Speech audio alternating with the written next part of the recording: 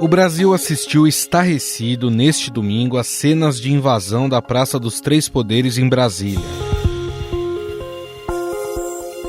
Radicais bolsonaristas, que ainda não aceitam a vitória de Lula, invadiram o Congresso Nacional, o Palácio do Planalto e o Supremo Tribunal Federal.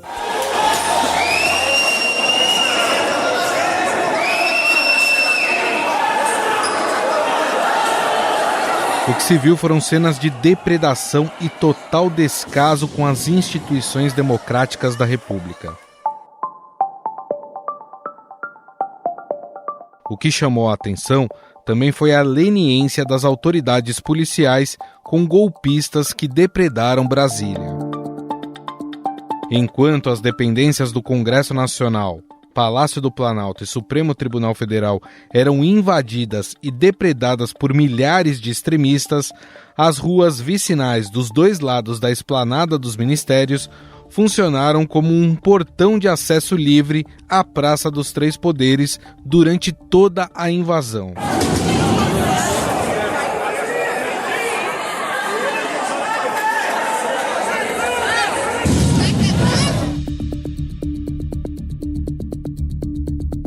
A Polícia Militar do Distrito Federal não só fez vista grossa, como facilitou o acesso à maioria das vicinais livres, o que permitiu a chegada dos extremistas sem qualquer dificuldade até o gramado da esplanada.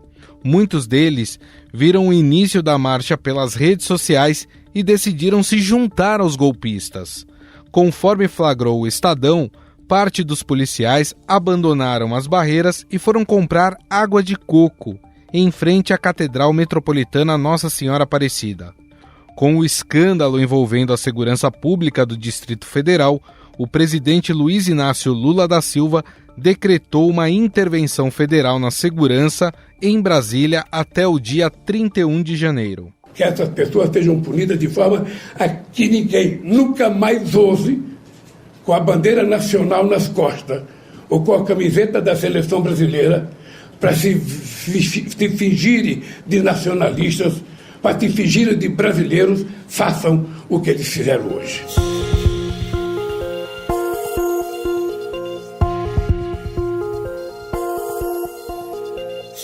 Quem comandará a segurança da capital do país será o secretário executivo do Ministério da Justiça e Segurança Pública, Ricardo Capelli. Capelli é braço direito do ministro da Justiça, Flávio Dino. O professor de Direito da FGV do Rio, Wallace Corbo, explica como funciona essa intervenção a partir de agora. Nesse caso, é como se a função de governador fosse dividida. O governador de um estado, ele exerce a função de chefe do Poder Executivo em relação a todo o Poder Executivo, toda a administração pública estadual ou distrital que está sujeita ao seu poder. Como sobreveio esse decreto de intervenção, o que acontece agora é que esse interventor, o Ricardo Garcia Capelli, ele atua como se fosse um governador para assuntos de segurança pública. Portanto, ele pode nomear um novo chefe da Polícia Civil, ele pode nomear um novo chefe da Polícia Militar, ele pode determinar medidas de segurança, de reorganização da segurança pública, ele pode determinar ordens, orientar como vai ser realizada essa segurança pública, especialmente para fins de conter esse caos, esses movimentos golpistas que se instauraram em Brasília hoje.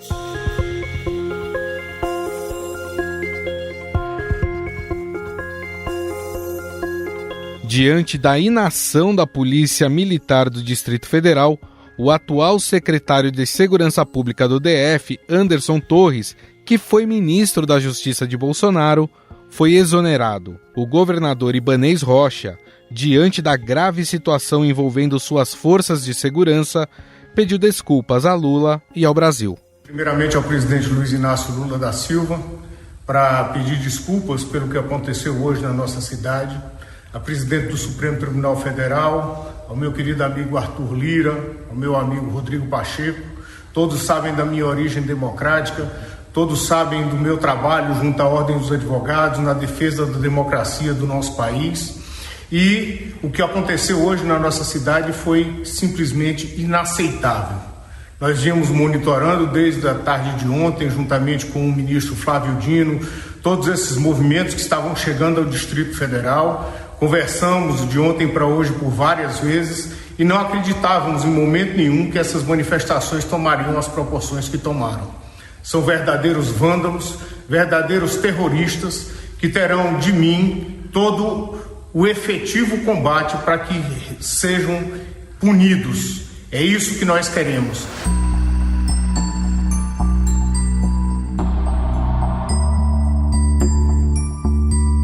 A Advocacia Geral da União pediu ao Supremo Tribunal Federal que decrete a prisão em flagrante de Anderson Torres, em razão de suposta omissão em meio à invasão de bolsonaristas aos prédios da Corte, do Congresso e também do Palácio do Planalto. Já o Procurador-Geral da República, Augusto Aras, informou ter requerido à Procuradoria da República do Distrito Federal a imediata abertura de investigação criminal sobre a invasão a prédios dos três poderes por apoiadores do ex-presidente Jair Bolsonaro. Presidente do Tribunal Superior Eleitoral e relator de investigações que miram o presidente Jair Bolsonaro e seus aliados, o ministro Alexandre de Moraes garantiu a responsabilização dos desprezíveis ataques terroristas registrados em Brasília neste domingo, assim como dos financiadores, instigadores, anteriores e atuais agentes públicos que continuam na ilícita conduta dos atos antidemocráticos. O ministro da Justiça, Flávio Dino, garantiu que a Polícia Federal chegará aos financiadores dos atos. Quem financia crime criminoso é. Então, sim, nós já levantamos todos os ônibus, de onde vieram, quem pagou, temos a lista dos passageiros e vamos pedir as medidas cabíveis à Polícia Judiciária, leia-se, Polícia Civil do DF, Polícia Federal, vai pedir todas as medidas judiciais para aqueles que não estão em flagrante.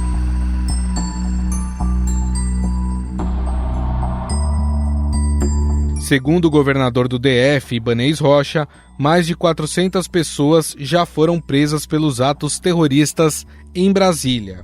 Esses extremistas, apoiadores do ex-presidente Jair Bolsonaro, podem responder por diversos crimes, incluindo dano qualificado, atentado contra o Estado Democrático de Direito e terrorismo.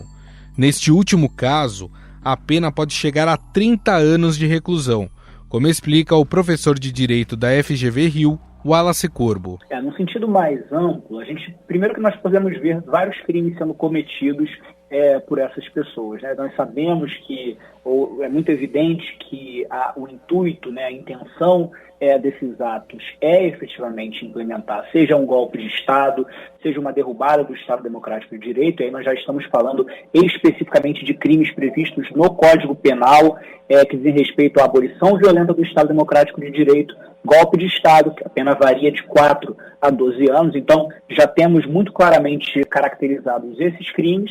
E também, evidentemente, há notícias, nós vimos a depredação, então isso pode também configurar um crime de dano, e há notícias também de que, eventualmente, alguns artefatos, alguns objetos dessas localidades públicas teriam sido furtados, teriam sido subtraídos, roubados. Então temos mais crimes aí, crime de roubo e tudo que diz respeito a essa destruição do patrimônio público. Então são muitos crimes praticados por essas pessoas que se dizem manifestantes, mas já se enquadram claramente como criminosos. Apesar de nós podermos chamar esses atos de terroristas no sentido político, no sentido social, nós falamos de terrorismo como aquela implementação do terror, tentativa de ganhar pelo terror, no Brasil especificamente, a lei antiterrorismo, a lei 13.260, ela só trata como terrorismo juridicamente aqueles atos que têm como base, que têm como premissa todo tipo de manifestação que tenha base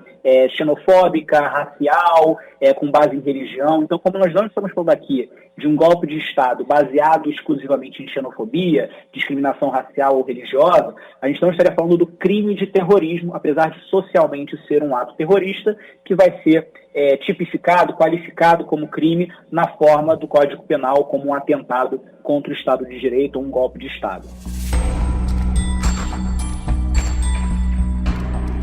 O Exército Brasileiro mobilizou 2.500 militares neste domingo, que estarão de prontidão em condição de emprego imediato se houver ordem nesse sentido, ou seja, em caso de Lula decretar uma GLO, que é uma garantia da lei e da ordem. Estejam onde estiverem, serão presas. Se estarão na frente do quartel, se estarão perto do quartel, se estarão ao lado do quartel, pouco importa, porque tecnicamente elas estão em flagrante. Elas acabaram de cometer crimes graves.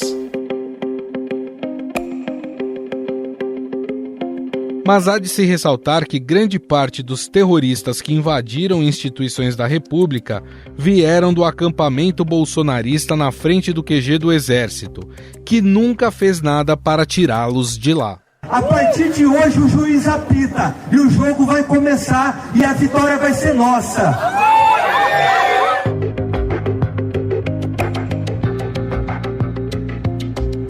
Fora isso, a invasão vinha sendo preparada por extremistas leais ao ex-presidente Jair Bolsonaro desde a terça-feira, quando radicais começaram a divulgar com grande intensidade mensagens em aplicativos como Telegram e WhatsApp para trazer manifestantes de todo o país para Brasília com todas as despesas pagas. O plano era tomar o Palácio dos Três Poderes, acampar no interior, além de bloquear refinarias de combustíveis em todo o país, e assim provocar o caos para levar à intervenção militar com a deposição do presidente Luiz Inácio Lula da Silva. Não tem como parar o povo, cara. Aí, ó. Não tem como parar o povo.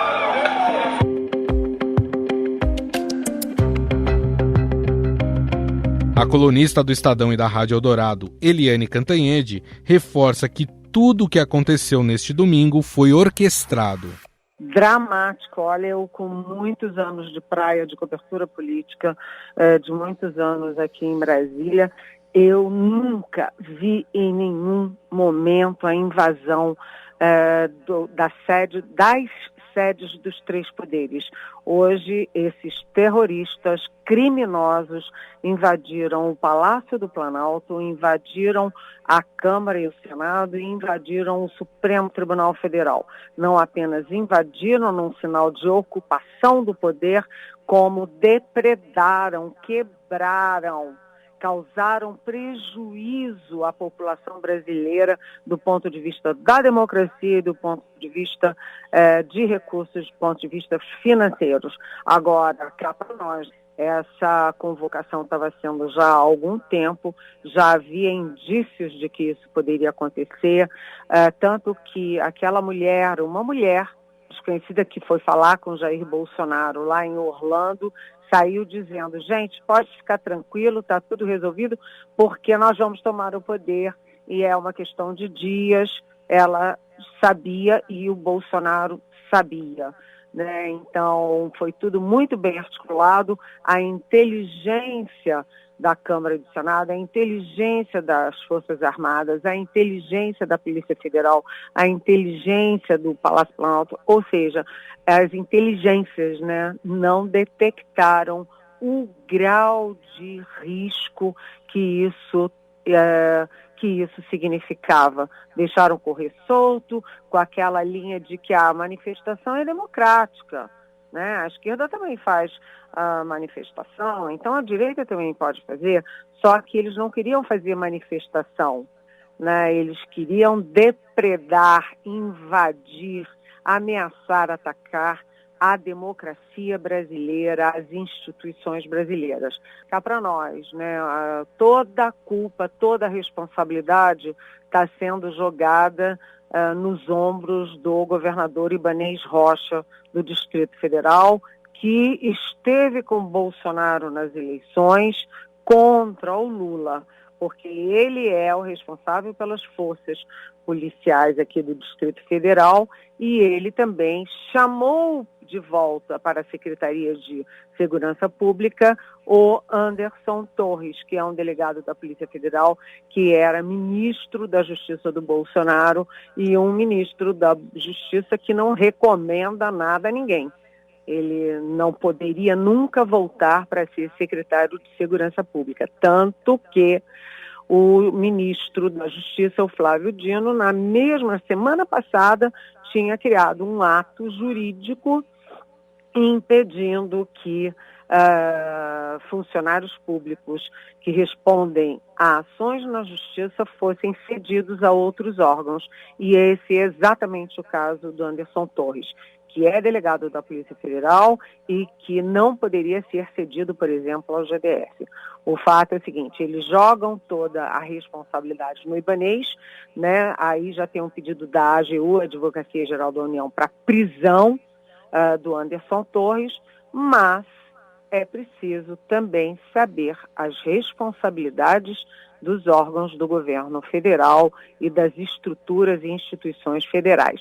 No seu rápido pronunciamento, um tanto desconexo, misturando pequenas questões com grandes questões nacionais, o presidente Lula falou do decreto, leu inclusive os principais trechos do decreto de intervenção federal na Secretaria de Segurança do Distrito Federal, mas o Lula, eu vou chamar a atenção de vocês para isso.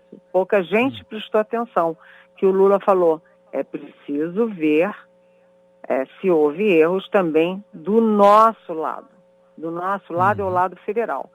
Heisen e ouvintes, o Congresso tem polícia legislativa, o Supremo tem polícia judiciária. O Palácio do Planalto tem batalhão de guarda presidencial, que é vinculado ao Comando Militar do Planalto, ou seja, ao Exército Brasileiro. Como ninguém soube, ninguém imaginava que ia ter isso, ninguém impediu a invasão dos órgãos públicos mais importantes da República. Você lembra que no 7 de setembro teve um raio de proteção, por exemplo, ao Supremo Tribunal Federal. Ninguém chegou perto do Supremo para invadir o Supremo. Por que não foi feito um raio de proteção dessa vez também?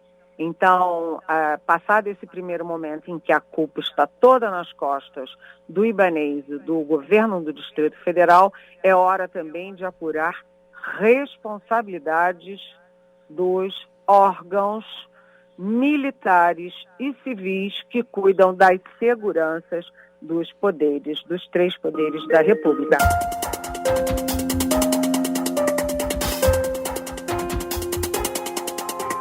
O presidente dos Estados Unidos, Joe Biden, chamou de ultrajantes a invasão do Palácio do Planalto, do Congresso e do STF e condenou os ataques à democracia brasileira.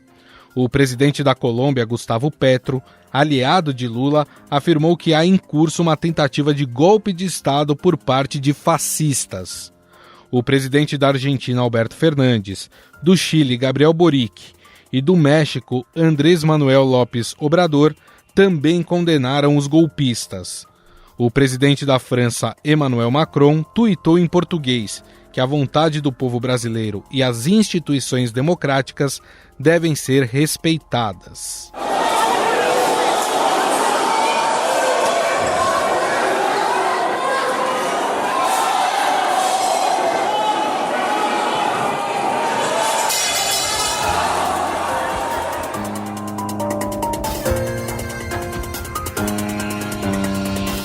No Brasil, as principais associações de empresários do país, como a CNI e a FEBRABAN, condenaram veementemente os atos golpistas deste domingo. Os atos terroristas também foram condenados pelo presidente do Congresso Nacional, senador Rodrigo Pacheco, e pela presidente do STF, ministra Rosa Weber.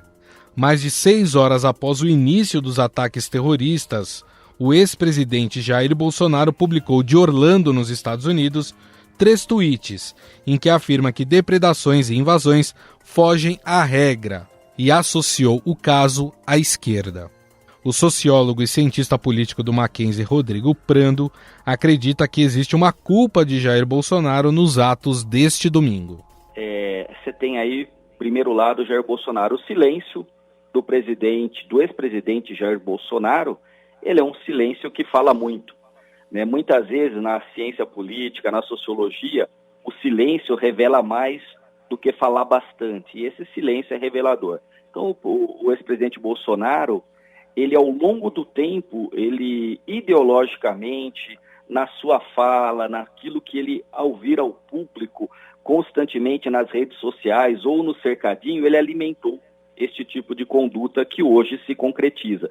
E por isso é muito importante ter noção de que o discurso, ele também cria as condições, a cultura política criam condições para que se possa desencadear um ato desse de ataque aos três poderes. Para além daquilo que foi destruído fisicamente, houve um ataque direto aos símbolos dos três poderes, no limite à própria democracia.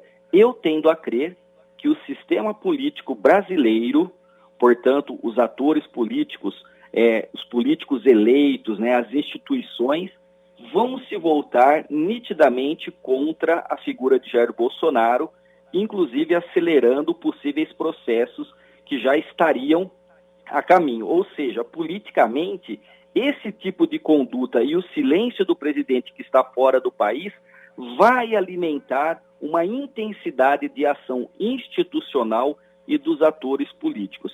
Lembrando que esta conduta de invasão, de destruição do patrimônio público não pode ser colocada em quem é de direita ou em quem é liberal ou em quem é conservador. Não. Isso que aconteceu foi um ato da extrema-direita que não aceita o resultado da democracia. E, obviamente, as instituições reagirão à altura daquilo que eu considero a mais grave ameaça e ataque às instituições e à democracia na nova república.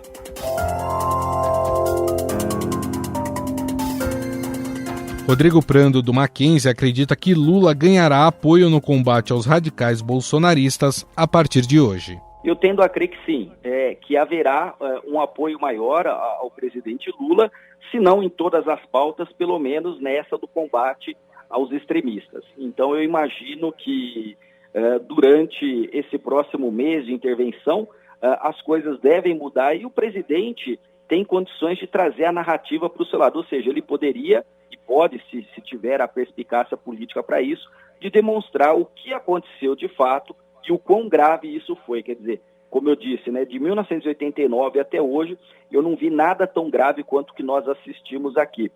Felizmente, pelo menos até o momento, não temos notícia de nenhuma gravidade com mortes, como teve no Capitólio, mas aqui, diferente de lá nos Estados Unidos, foram atacados os três poderes e destruídos os prédios com valor histórico e simbólico para a democracia, para o povo brasileiro. Então, assim, o presidente poderá contar com um apoio talvez maior dos agentes políticos, porque, veja, esse tipo de conduta não interessa àquele que está na vida política.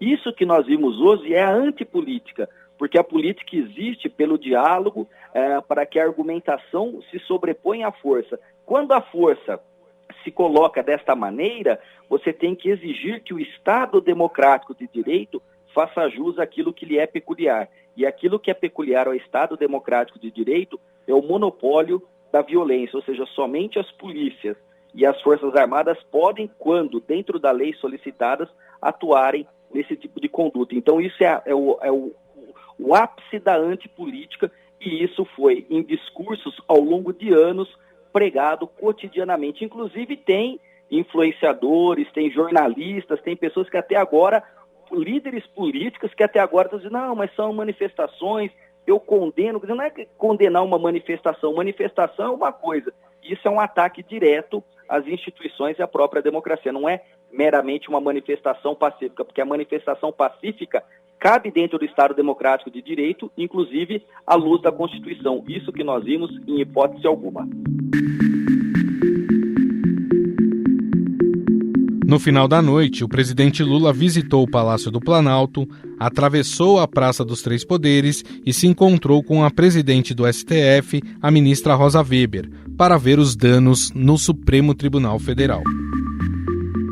Nesta segunda-feira, atos em favor da democracia estão sendo organizados pelo país. Aqui em São Paulo, ele vai acontecer na Faculdade de Direito da USP, no Largo São Francisco. O Estadão Notícias desta segunda-feira vai ficando por aqui. Contou com a apresentação minha, Gustavo Lopes, a produção, edição e roteiro são minhas, de Laís Gotardo e Gabriela Forte. A montagem é de Moacir Biasi. Mande seu comentário e sugestão para o nosso e-mail podcast@estadão.com. Um abraço e até mais.